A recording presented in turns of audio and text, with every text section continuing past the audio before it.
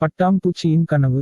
Gen ஞானி சுவாங்சு ஒருநாள் காலை எழுந்ததும் தனக்கு ஒரு சந்தேகத்தால் குழப்பம் ஏற்பட்டிருப்பதாகவும் அதை தீர்த்து வைக்க உதவுமாறும் தன் சீடர்களை கேட்டுக் கொண்டார்.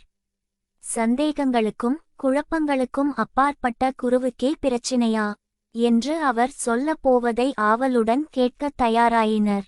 குரு சொன்னார், சந்தேகம் மிக சிக்கலானது. நேற்று ஒரு கனவு கண்டேன். அதில் நான் ஒரு பட்டாம்பூச்சியாய் மலருக்கு மலர் தாவித்தேன் அருந்திக் கொண்டிருந்தேன். சீடர்களுக்கு திகைப்பு. கனவு எல்லோரும்தானே காண்கிறோம், இதில் என்ன பிரச்சினை? குரு தொடர்ந்தார், பிரச்சினை அதோடு முடியவில்லை. இன்று காலை கண்விழித்ததும் சுவாங்சு ஆக மாறிவிட்டேன். விவகாரம் என்னவென்றால், இப்போது அந்த பட்டாம்பூச்சிதான் சுவாங்சு ஆக கனவு காண்கிறதா என்பது தான். ஒரு மனிதன் பட்டாம்பூச்சியாக கனவு காண முடியுமென்றால் பட்டாம்பூச்சியும் மனிதனாக கனவு காண முடியுமல்லவா? இப்போது எனக்கு உண்மை நிலை தெரிந்தாக வேண்டும். நான் சுவாங்சுவா, இல்லை பட்டாம்பூச்சியா? சீடர்கள், இதற்கு பதில் சொல்ல எங்களுக்கு சக்தி இல்லை. இதுவரை நாங்கள் தூக்கத்தில் காண்பது கனவென்றும் விழிப்பில் காண்பது நனவென்றும் தான் கருதி வந்தோம்.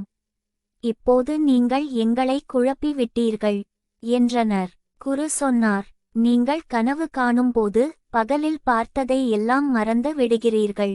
பகலின் நிகழ்ச்சிகளின்போது கனவை மறந்து விடுகிறீர்கள். பகலில் கனவில் கண்டது கொஞ்சமாவது நினைவுக்கு வரும். ஆனால் கனவில் பகலில் கண்டது எதுவுமே நினைவிற்கு வருவதில்லை. நினைவுதான் முடிவு எடுக்கும் முக்கிய அம்சம் என்றால் பகலின் கனவுகளை விட இரவின் கனவுகளே மிகவும் உண்மையாக இருக்கின்றன. ஒருவன் எப்போதும் உறங்கிக் கொண்டே இருந்தால் தான் காணும் கனவு உண்மை அல்ல என்று எப்படி அறிய முடியும்? ஒவ்வொரு கனவும் காணும்போது உண்மையாகத்தான் தெரிகிறது. மரண தருவாயில் ஒருவன் தன் கடந்தகால வாழ்வை திரும்ப பார்த்தால் அது கனவை போலத்தான் தோன்றும்.